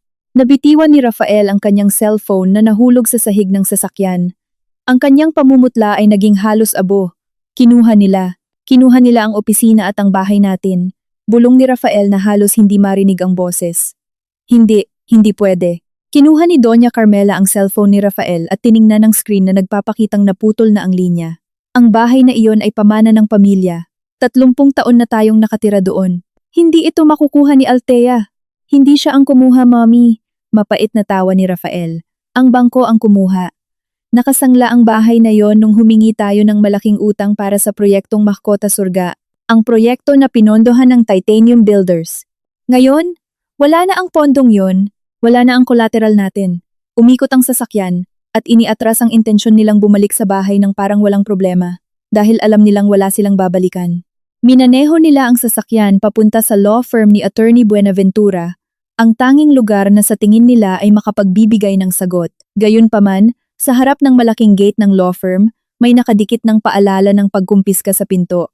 Nakapagsimula na si Althea. Bumaba si Rafael ng sasakyan, bakas ang kawalang pag-asa. Lumingalinga siya at napatingin ang kanyang mga mata sa isang marangyang sasakyan na huminto sa kabilang kalsada. Sa loob noon, nakita niya si Janice, ang kaibigan ni Althea, at sa tabi nito ay isang babaeng nakilala niya. Tumakbo si Rafael, Doña Carmela at Clarice patawid ng kalsada para lapitan ang sasakyan. Althea, sandali! Sigaw ni Rafael. Ibinaba ni Althea ang bintana ng kanyang sasakyan. Ang kanyang ekspresyon ay hindi man lang naapektuhan. Sa kanyang tabi, ngumiti si Janice ng may tagumpay. Althea, nakikiusap ako. Huwag mong gawin ito. Patawarin mo ako. Hindi ko alam na ganito kakalakas. Humihingi ako ng tawad sa ngalan ni na Mami at Clarice. Ibabalik namin ang dangal mo. Bibilhan ka namin ng pinakamahal na wig. Luluhod kami. Magpapakasal tayo ngayon at tapos na ang lahat ng ito. Nagmakaawa si Rafael. Ang kanyang pagsisisi ay dalisay lamang dahil sa pagkawala ng kayamanan at hindi dahil sa pag-ibig.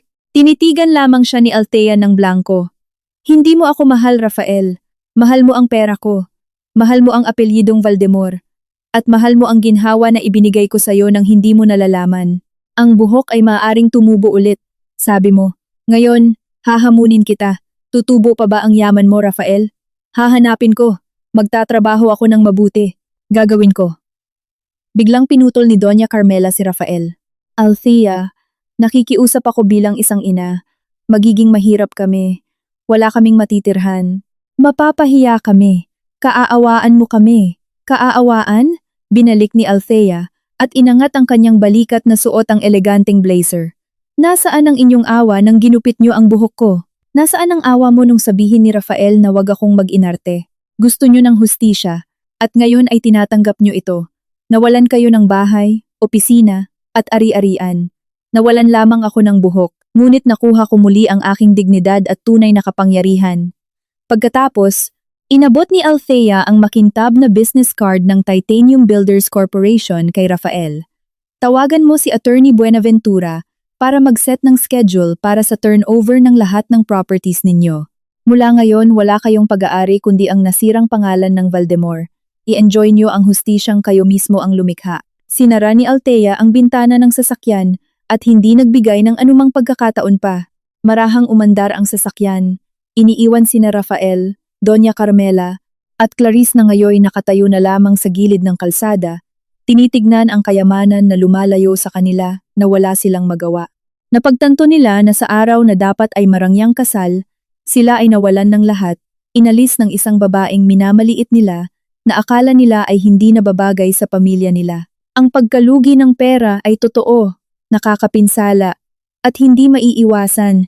Ilang linggo na ang nakalipas mula sa kasal na nauwi sa deklarasyon ng pagkabangkarote. Sa isang bagong superblock construction site sa gitna ng syudad, si Althea ay nakatayo sa rooftop na isa pa lamang balangkas ng semento. Hindi na siya nakasuot ng makinis na blazer kundi safety vest at hard hat para sa construction. Ang kanyang kalbong ulo ay nagsisimula ng tubuan ng maliliit at maiikling buhok, mukhang edgy at profesional.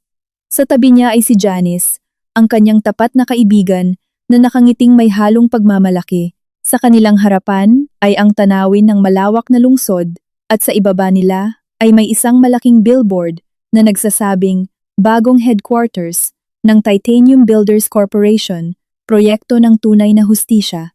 Tingnan mo nga ang sarili mo, Althea, sabi ni Janice habang sinisiko ang kanyang braso mula sa isang pinahiyang babaeng ikakasal hanggang sa maging reyna ng construction na kalbo at kinatatakutan. Akala nila nasira ka nila, pero binigyan ka pa nila ng plataporma. Ngumiti si Althea, isang totoong ngiti na walang halong pagkukunwari, hindi tulad ng ginagawa niya noon sa pamilya Valdemor. Binigyan nila ako ng tapang, Janice. Sa tagal ng panahon nagtago ako sa likod ng pagiging asawa sana ni Rafael. Ngayon ay tumatayo ako, bilang Althea ng Titanium Builders. Hindi ko na kailangang magmakaawa ng suporta o pagkilala mula kanino man. Ang buong atensyon at lakas ni Althea ngayon ay nakatuon sa muling pagtatayo ng Titanium Builders. Sa pamamagitan ng pagtuklas ng kanyang totoong pagkatao, ang kumpanya ay lumago ng napakabilis. Nagdatingan ang mga bagong kontrata, nahalina sa tapang at talino ng misteryosong CEO na may lakas ng loob na lumaban sa pinakamalaking pamilya ng real estate sa syudad. Ang kanyang kalbong ulo ay naging simbolo ng kalayaan at integridad. Tinatawag siyang The Bald Boss ng mga mamamahayag, isang walang takot na boss, at ang kwento ng kanyang paghihiganti ay naging isang alamat sa hanay ng mga elitista ng negosyo. Hindi na tiningnan ni Althea ang insidente ng paggupit ng buhok bilang isang sugat, kundi bilang isang korona na napanalunan niya sa pamamagitan ng paglaban para sa kanyang dignidad. Habang nasisiyahan si Althea sa kanyang bagong buhay at kalayaan, ang buhay naman ni Rafael, Doña Carmela at Clarice ay nagbago ng tuluyan at naging isang masamang panaginip. Nawalan talaga ng bahay ang pamilya Valdemor. Mabilis at brutal na naganap ang proseso ng pagkuha ng mga ari-arian. Pinalayas sila ng sapilitan. Lahat ng mamahaling bagay na binili nila gamit ang pondo ng Titanium Builders ay kinumpiska, kabilang na ang mamahaling sasakyan ni Rafael, mga alahas ni Doña Carmela, at mga designer furniture na pag-aari ni Clarice. Nakita pa nilang inilagay ang gunting na ginamit sa pagputol ng buhok ni Althea na natagpuan sa basurahan ng guest room bilang ebidensya para sa asuntong pananakit. Napilitan silang lumipat sa isang maliit na paupahan sa laylayan ng syudad, malayo sa magarbong buhay at marangyang komunidad na nakasanayan nila. Si Doña Carmela, na buong buhay niya'y napapaligiran ng mga katulong at yaman, ngayoy kinakailangang maghugas ng plato at mamalengke mag-isa sa palengke. Isang kahihiyan na hindi niya inaasahan. Si Rafael, ang dating aroganteng CEO, ngayon ay walang trabaho at baon sa utang. Sira na ang kanyang reputasyon. Bawat pinto ng kumpanyang kanyang kakatukin ay nagsasara. Kilala siya ng lahat bilang duwag na lalaking hinayaan ang kanyang ina, napahiyain ang kanyang asawa, at higit sa lahat, bilang isang tangang negosyante na hindi nakakaalam na ang kanyang kumpanya pala ay pag-aari ng asawa niya. Isang hapon, habang naghahanap si Rafael ng trabaho sa isang coffee shop, sinasadyang narinig niya ang dalawang negosyante na nag-uusap. Nabalitaan mo na ba ang kay Rafael Valdemor? Nakakaawa, sabi ng isa. Nakakaawa? Hindi. Nararapat lang sa kanya yon. Asawa sana niya yung The Bald Boss, na napakagaling. Isipin mo, pumunta siya ng kalbo sa harap ng maraming tao. Minaliit ni Rafael ang isang henyo dahil lang sa pagsunod sa kanyang baliw na ina. Ngayon nawala sa kanya ang lahat. Karma talaga. Nakikinig si Rafael habang naiiyak. Ito ay hindi lang isang kahihiyan, ngunit isa ring nakakasunog na pagsisisi. Nagsisi siya dahil nawala sa kanya ang mapagkukunan ng walang hanggang kayamanan.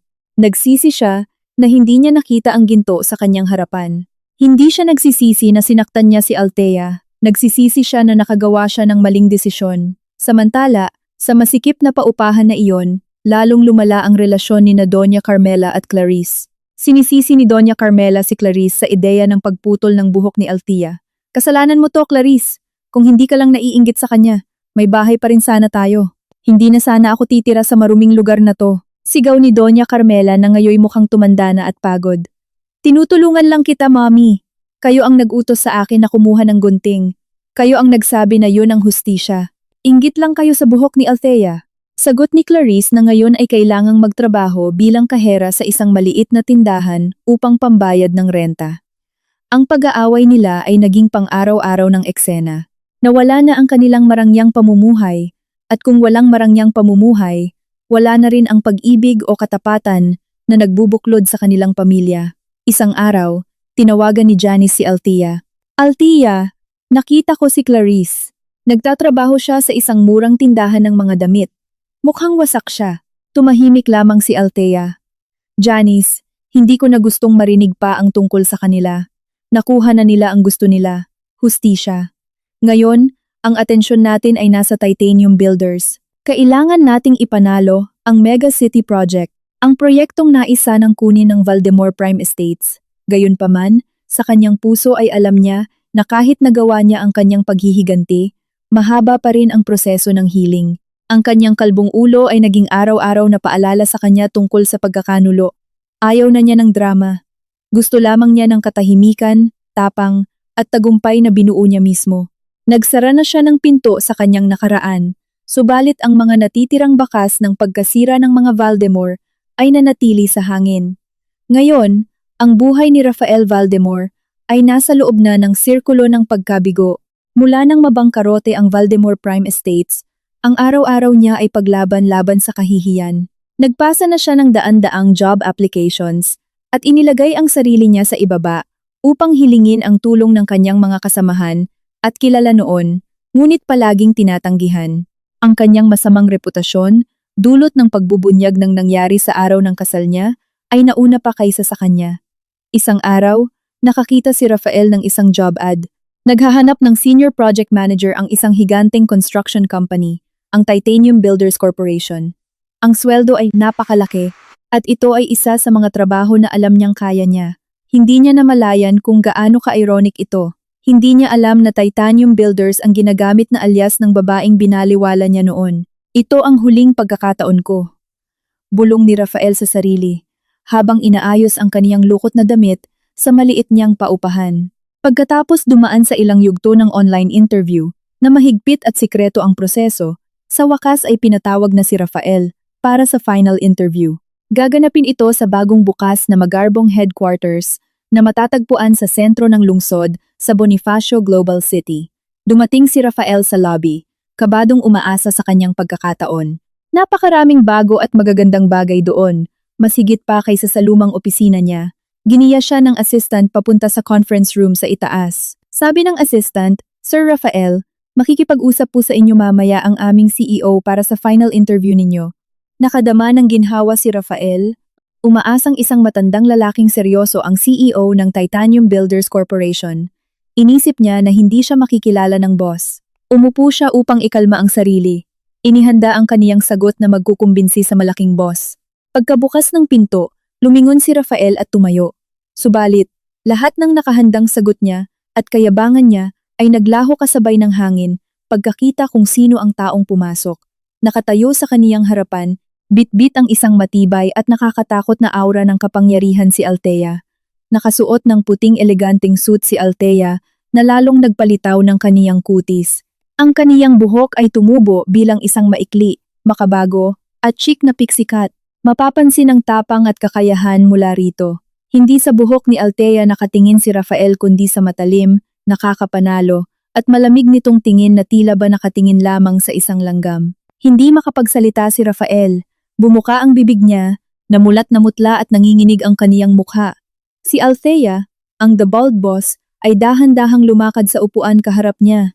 Nilapag ang resume ni Rafael sa lamesa at tiningnan siya ng diretso. Umupo ka, Ginoong Rafael Valdemor. Seryoso ang tono ni Althea at parang hindi siya nagpapakita ng emosyon, tulad ng ginagawa kapag hindi magkakilala ang dalawang nag-uusap. Ako si Althea, ang CEO ng Titanium Builders Corporation. Naupo si Rafael, halatang nanlupaypay ang buong katawan. Althea, akala ko. Pinutol siya ni Althea ng may manipis na ngiti. Ako ang nagtawag sa'yo rito, Ginoong Rafael. Ako rin ang umasikaso ng mga papel na pinasa ng daan-daang aplikante at nais kitang makita ng personal para sa senior project manager position na ito. Tinangka ni Rafael buuin ang kanyang tapang. Pinaglalaruan mo ba ako? Bakit mo to ginagawa? Pinapunta mo ako rito para lang pahiyain? Pahiyain? Tinaas ni Althea ang kilay. Hindi, Ginoong Rafael. Hindi ko sasayangin ang oras ko at ang pera ng kumpanya ko para lamang pahiyain ka. Pinapunta kita rito para sa layuning propesyonal. Base sa iyong resume, napansin ko na 10 taon kang may karanasan sa Valdemor Prime Estates. Kinuha ni Althea ang isang gintong ballpen at inikot ito. Pakipaliwanag sa akin, Ginoong Rafael. Bakit bumagsak ang kumpanyang inalagaan mo sa loob ng 10 taon ng ganoon kabilis sa loob lamang ng 24 oras? Ang tanong na ito ay tila ba sampal na dumapo sa pisngi ni Rafael, nahirapang huminga ng maluwag. Pakiramdam niya, nalaman niya ang buong kabiguan niya sa pamamagitan ng tanong na ito at sa harapan ng babaeng sinaktan niya noon. Dahil, biglaan na lang inilabas ang pondo. Isang pagtataksil ito. Pilit idinepensa ni Rafael ang sarili. Sumandal si Althea. Pagtataksil ba ang dahilan o pinalaya mo ang iyong yaman at piniling baliwalain ang iyong pamilya at ang pondong nasa harapan mo? Alam mo ba, Ginoong Rafael, ang aming kumpanya ay nagpapahalaga sa integridad, respeto at moralidad. Ayaw kong hayaan na makapasok sa aming team ang isang individual na nagawa pang protektahan at suportahan ang mga taong gumupit ng buhok sa magiging asawa niya habang tulog. Turo ni Althea sa buhok niyang malapit ng humaba. Ang katarungan na idinulot ng pananakit mo at ng iyong ina, Ginoong Rafael, ay nagsasabing, bumagsak ka at hindi napatunayan ang integridad sa akin. Ibinaon ni Rafael ang mukha niya at wala siyang nagawa kundi ang yumuko. Pinigilang tingnan ang mata ni Althea. Alam niya na ito na ang wakas ng pagkabigo sa kanyang sarili. Pagsasara ng pinto ng pag-asa na sana makakabalik pa siya at makukuha muli si Althea. Pakiusap, Althea. Nagmamakaawa si Rafael. Nahihirapan ang boses. Nagmamakaawa ako. Kailangan ko ang posisyon na ito. Nawalan sina Mommy at Clarice ng pera. Wala nang natira. Tumayo si Althea at nagpakitang tapos na ang usapan. Wala kahit bahagyang awa, kundi purong lamig ng formalidad. Nagpapasalamat ako sa iyong oras, Ginoong Rafael. Ipapag-isipan namin ang posisyon na ito at sisiguraduhing bibigyan ka namin ng tamang oportunidad na angkop sa'yo, sinabi ni Althea, nang hindi sinasaalang-alang ang damdamin ni Rafael. Ngunit, paalala ko na nangangailangan ako ng mas mataas na standard para sa moralidad. Bukas na ang pintong maari mong labasan. Ididiretso ka ng aking assistant. Bumangon si Rafael. Ramdam niya ang kaniyang kabigatan. Lumakad siyang dahan-dahan palabas. Piniling, wag lumingon. At, bago pa siya tuluyang makalabas sa pintuan, narinig niya ang boses ni Althea. Isa pa, Ginoong Rafael. Tinawag niya ito. Puno ng pag-asang hinarap niya si Althea. Ngunit, nakita ni Rafael si Althea na may maliit na ngiti sa labi. Sana ay natagpuan mo na ang hustisya mo at naway matutunan mong bumangon mula sa wala, tulad ng ginawa ko. Si Rafael ay lumisan ng walang trabaho, kundi bilang isang lalaking natikman muli ang paghuhusga. Naglalakad sa daan at unti-unting nakakalabas, natanto na hinding-hindi na makakatakas sa Titanium Builders dahil si Althea ay hindi kailanman nawala kundi para iparamdam kung paano makamit ang tunay na hustisya. Makalipas ang ilang buwan pagkatapos ng masakit na pagtanggi sa Titanium Builders, naging walang kwenta na ang buhay ni Rafael.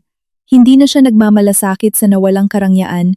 Sa halip ay nakikipaglaban na siya sa gutom at malupit na lamig ng kalsada.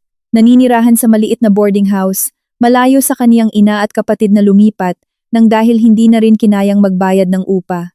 Magkahiwalay na silang lahat, namumuhay sa ilalim ng parusa, dahil sa kanilang mahinang pakikipag-ugnayan at patuloy na pag-aaway at pagsisisi. Si Doña Carmela, na dati kilalang marangal, ay napilitang hugasan ang mga plato sa karinderya. Naghihina siya, at naguguluhan, nagsisisi habang lumuha ng nakatingin sa kaniyang mga sirang daliri sa harap ng salamin kung saan iniluluha na lang ang karangyaan ng nakaraan. Wala na siyang pagpipilian dahil ang nawalang karangyaan niya ay hinding-hindi maibalik mula noong sinira niya si Althea, kundi nawala ito dahil pinili nilang ipasuko ang kabutihang palad laban sa maliliit na bagay. Ang kaniyang nadarama ay pinakamalaking pagkatalo dahil nagawa niya ang mali at hindi pinagsisihan ang nararapat. Tanging ang pera ang pinaluhod niya sa kaniyang mga tuhod. Samantala si Clarice, na napatalsik sa kaniyang minamahal na kasikatan bilang interior designer, nananatiling humahabol na lang sa kaniyang kasikatan na naging abo dahil tinakasan at pinagsisihan niyang hindi binigay ni Althea ang kalayaan upang mahanap nila ang kani-kanilang hustisya habang nakatingin lang si Clarice. Patuloy siyang umiyak bilang kahera dahil sa galit ng pagkamangha na si Althea ay wala sa kanilang lugar. Dahil nakalimutan niya na hindi ito mangyayari kung hindi niya nilapitan ang kaniyang kapamilya. Samantala, naging isa talagang pulubi si Rafael na nakatira sa tabi-tabi, nahihiga sa semento ng daan para lamang masubukan pang matulog ng kaniyang nawasak na katawan at isip. Nawalan din ng pag-ibig ng umasa pa ito noon. Pinarusahan palalo ng maling paniniwala na malaki ang kakayahan. Dahil nais niyang magpakatapang ngunit ang huli ay duwag. Nawalan siya ng lahat mula sa pangalawang pagkakataong naipagdamot at pinigil na tuluyang ituring niyang nagpasikip sa kaniya. Ngunit laging natatalo si Rafael. Sa gitna ng kaniyang katahimikan sa parke, habang giniginaw ang kaniyang kalamnan, napansin niya ang pahayagan. Tumingin si Rafael dito at nakita niya si Althea. Nakamit pa ang patuloy na yaman at nanatiling kalbot mas pinaganda pa bilang babaeng pinakasalan sana kung hindi niya sinira at laging nandyan. Pinamagatang Titanium Builders, nanalo ng Mega City Project trilyon-trilyong halaga, dominasyon ng The Bald Boss sa construction industry. Lumuha siya ng buong panghihinayang na sana hinarap niya ng totoong bukal ang pangako dahil nakatayo siya ngayon habang naaalala na hindi niya binigyang laya at tinawag ng kaniyang nanay na pagdidisiplina lamang. Napagtanto niya na si Althea, kahit hindi mula sa mayamang pamumuhay at may mabuting kalooban, ay may kakayahang hanapin ang katarungan na tunay niyang hinahangad. Namumuhay ngayon sa ilalim na hinuhusgahan, pinarusahan dahil kaniyang ginawang makasarili at minsan nang nagpakita ng masamang pakana laban sa kaniya, nawala at kahit anong pag-ibig dahil pinili si Althea na umalis. Nalaman niya kung gaano nakakapanghinayang, hindi niya sana binigyan ng sobrang diin ang paggalang ng ina kaysa sa matibay na babaeng iniwan niya sa kahirapan. Sa ibang panig naman ng syudad, si Althea ay tahimik na nagmamasid mula sa ibabaw ng malaking kumpanyang naging pundasyon ng kanyang matapang na paninindigan at buhay dahil sa kontratang pinirmahan. Nandyan na naman si Janice upang bigyan si Althea ng 2 baso na naglalaman ng alak. Congratulations Althea! Mega City Project nanalo tayo. Natupad ang plano at dinaig ang Valdemar Prime Estates, saad ni Janice. Sumimsim si Althea at inabot iyon pabalik. Salamat Janice, pero alam kong pagiging panalo ito sa lahat dahil nalampasan ko ng buo ng iwan niya ang pinakamasamang kalagayan noon. Nilimot ko na rin at ibinigay ko na ito sa pinakamagandang desisyon nang makuha ang pananaw sa kinabukasan. Tiningnan ang mataas na tanawin. Pinatawad ko na sila. Natigilan si Janice sa sinabi nito ngunit tumugon si Althea para sa kalayaan, kaya tinapos at ibinigay ko ang pinakamagandang bagay dahil nahanap ko na ang hustisya. At hindi sa mga Valdemar ngunit dahil sa ikaliligaya at tagumpay, patuloy ang pasulong. Ang pagpapatawad ay pinarusahan at ibinigay kong katapangan dahil walang kwentang dala. Walang kinalaman dahil wala naman iyan sa una pa lang. Pagdidiwang para sa wala. Kalayaan na ibinigay para umabot ng totoong mas maingat at matiyagang ginusto ng labas sa kasinungalingan, walang anumang makakapigil pa sa akin, ani Althea habang iniinom ito bilang isang gantimpala ng kinabukasan na binuo sa pagkakabagsak sa kanila ng Valdemar. Subalit tahimik habang pinarusahan sila sa masalimuot na buhay. 2 taon ang lumipas, si Althea ay hindi na muling lumingon. Subalit patuloy ang mga usapan at umunlad. Malakas ang loob lalo para makakuha pa ng matapang na paraan sa pangalan ng kaniyang tagumpay. Isang kumpanyang pinamahalaan ni Althea ang mas nakilala. Isa siyang tagapagsalita na nagpamalas at lumabas sa press conference ng proyektong naipakita sa lahat. Nagpahayag ang kaniyang mukha ng walang halong takot at natatangi at ang dating kalbong ulo na sinadya ng mga Valdemar ay unti-unti naging mapanuksong, pixie cut style, pambabae ang dating ngunit malakas, ipinagmamalaki bilang reyna at puno ng integridad at masiglang pumalit sa korona mula pa noong wala ang titanium builders hanggang ngayon sa harap ng nakararami bilang halimbawa at naglilingkod ng puno ng kakayahan at pagkamalakas ng nakapanalo sa pinakamalalang labanan. Nanatili si Janice na puno ng tuwa habang tumayo rito upang maging communication head at pagtulong kay Althea upang makita kung paano binalik niya ang nararapat habang ibinigay naman nito bilang isang paalala na ipinapakita rin sa pamamagitan na kapag binuwag ka at inaalipusta ay laging ipagbunyi habang naririyan upang ipaalam sa babae na naroon pala ang lakas kaysa kailanman. Nang natapos ang pagpupulong, nilapitan niya si Attorney Buenaventura. Naging mas magaan din si Althea, ibinalita ng attorney na tinanggalan na ng karapatan at natapos ang pamamaraang pinatigil na at sinira. Malaya ka na, senyora, walang labis, ipagdiwang sa pinakamagaling, ani attorney. Para kay Althea, ang paglimot at pagpapatawad ay nagdala ng tunay na kapayapaan. Lalo pa siyang napanatag ng ibalita ni Attorney Buenaventura na formal nang sarado ang lahat ng kaso at naputol na ang ugnayan nila sa mga Valdemar.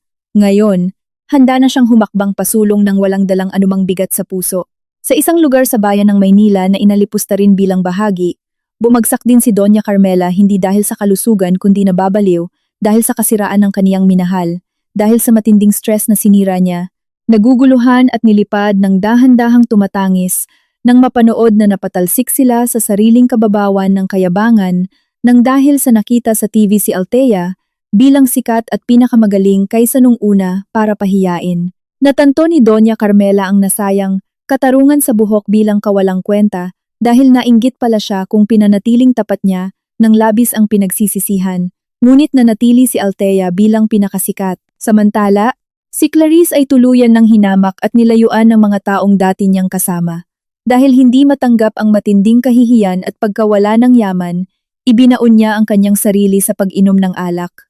Araw-araw siyang nilalamon ng pagsisisi, lalo na't alam niyang ang sarili niyang kayabangan ang naging mitya ng kanilang pagbagsak, habang iniwan na talaga bilang mas mababa at kawalang respeto kay Rafael, kaysa muling binigyan ngunit mas mahirap si Rafael. Umabot ang lahat subalit ngayon naglakad-lakad kaysa makita si Althea, kundi the bald boss na nakakakuha ng maraming yaman. Iniwan din bilang napilit na pagpapanggap mula sa sarili, umintindi na wala na kundi nakatanggap siya ng nakasugat, ngunit hindi nahanap sa sarili at ipinagkalat.